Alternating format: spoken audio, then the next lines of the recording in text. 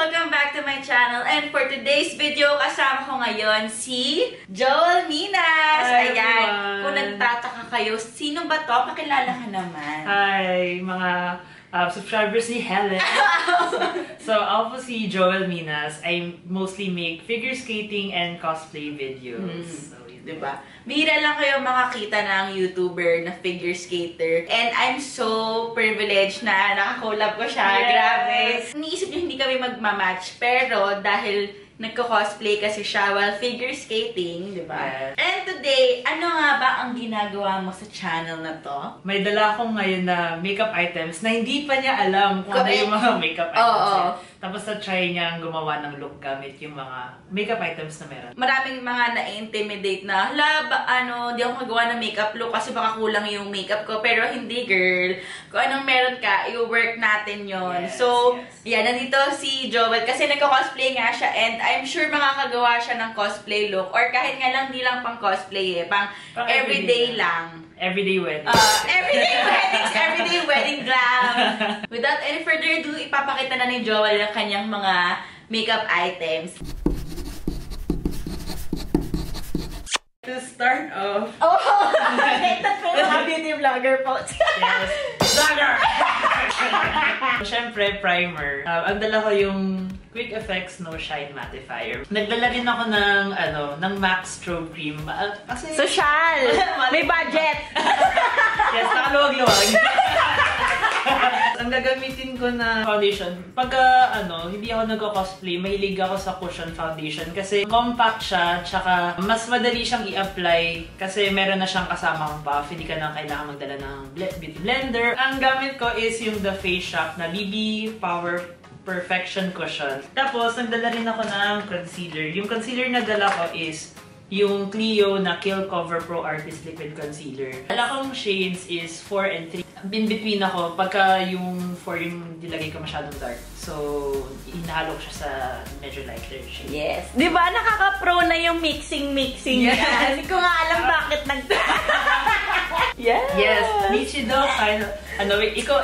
verbatim ni Anglutz. Nichido Final Powder in the shade Creamy Glow. Creamy Glow. Pag hindi Creamy Glow, mahuhulas yung makeup. Yes! Nakaluwag-luwag Nakaluwag-luwag na naman siya. Kasama ng strobe cream. Nakaluwag-luwag. Tapos pwede installment. Pwede, may MAC, din, 6 plus. Oo, diba? Hack! Yeah. For eyeshadow, kasi baka kailangan mo ang eyeshadow ni Helen para mamaya. Yung BYS na matte eyeshadow. Pak! For cheek, highlight, and contour. Ito contour din. Wow! For highlight naman, for blush and highlight, yun. Syempre, Oh my gosh! Colorette Cosmetics. As endorsed by HelenOnFleek. Na-influensyahan niya pong bumili ng Colorette Cosmetics. Oh my God! Blush. Yes! Tint siya, pero blush. Ginagamit siyang blush. In the shade, Dio. Nakakamasyado ko yun! Ito na yung last na nasa palette ko. I use the Sleek Makeup. Yes!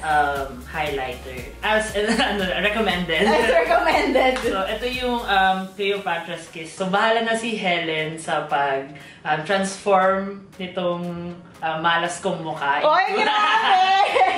Basta ka magkakarma sa bitch. Yeah.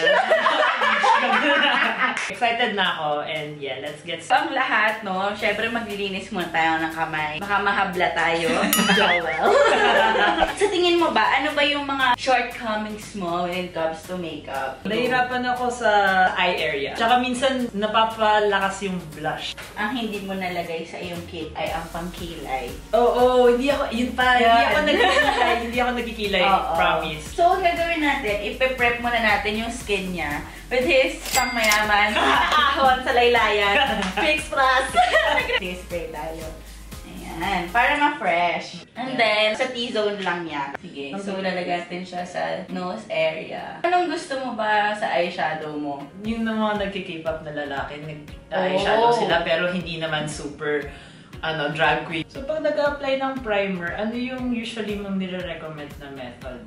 Kamay or... Actually, kamay lang. Pero kasi syempre, ako yung nag-a-apply for you. So, medyo gagamitan ko siya ng mga brushes para ma-arte. Charot!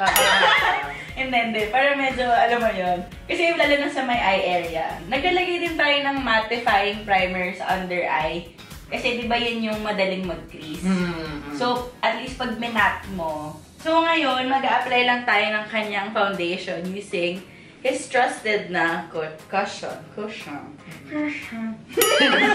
Since meron siyang mga acne, ano ba tawag dyan? Acne parang spots. Itatap natin para mas full yung coverage niya. Hindi natin siya isa-swipe. Kasi kapag swipe down natin yung cushion or anything na product, yun yung sheer yung coverage niya. And maganda to in fairness. Ngayon na akong gumamit itong face shop. Ang ganda ng coverage niya, nakakatuwa. Very good. Tsaka ang bango. Yan. Tsaka yun yung beauty nitong cushion. Parang kahit wala kang beauty blender, yung sa sponge niya, pwede mo siyang i-fold para umabot sa eye area. Tignan nyo kung paano ma-cover. Oh, diba? Yes! May pag-review na tayo ng The Face Shop cushion.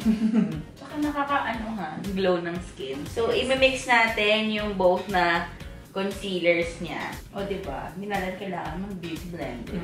Yung sponge na yung sponge na talaga yun. Now, we will set his face with Nichido Final Powder in the shade Creamy Glow. Kaya ate perfect yan!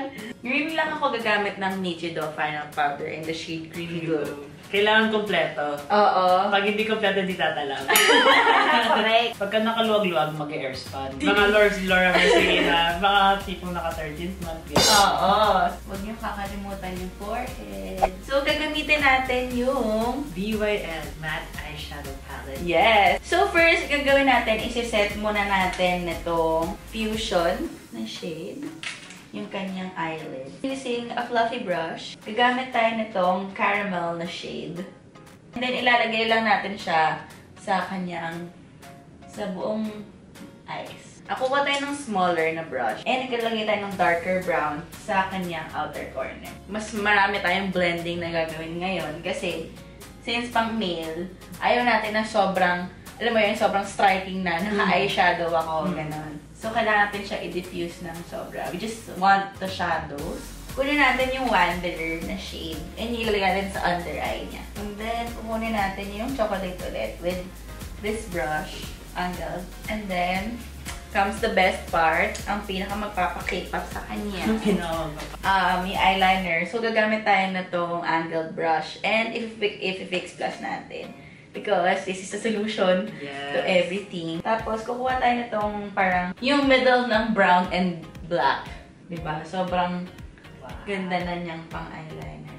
Hindi natin isasagad yung buong eye na mag-eyeliner. Yung dito lang sa outer. Lalo na pag medyo round yung shape ng eyes. Tapos, i-close natin dito sa part na to. Para mas mukha siyang elongated.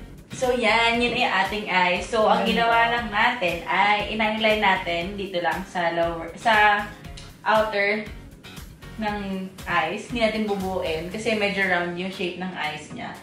And, i-close natin sa area na to. And then, you drag the dark dito sa lower lash line para mas mukhang pahaba siya. Very K-pop. And then now, kikilayan natin siya. So, gagamit tayo nito. So, kunin natin espresso and intrigue. Ipa-follow lang natin yung shape ng kanyang brow. Again, dahil wala siyang pangkilay, perfect na yung mga eyeshadows nyo, guys. Tapos, hindi ko siya masyadong i-art. And then, blend. Mag-bronze lang tayo ng very light for our face. Forehead, sa nose. Kuha lang tayo nitong, siguro ito. Konti. Yung mga natitirang products sa nose, sa Cupid's bow. And, para lang may color sa lips, gagamitin natin itong Dion. As in, parang, flushed lang. Hindi siya talaga halatang lipstick ako today. Ganun. And then, to set it, I will let you do the honors of setting your face. Favorite part ko to. Kasi tapos na yan. This is it. This is it. Ay, pa! Mukhang okay magpasweldo sa kumpanya. Marami siyang pang flicks lang.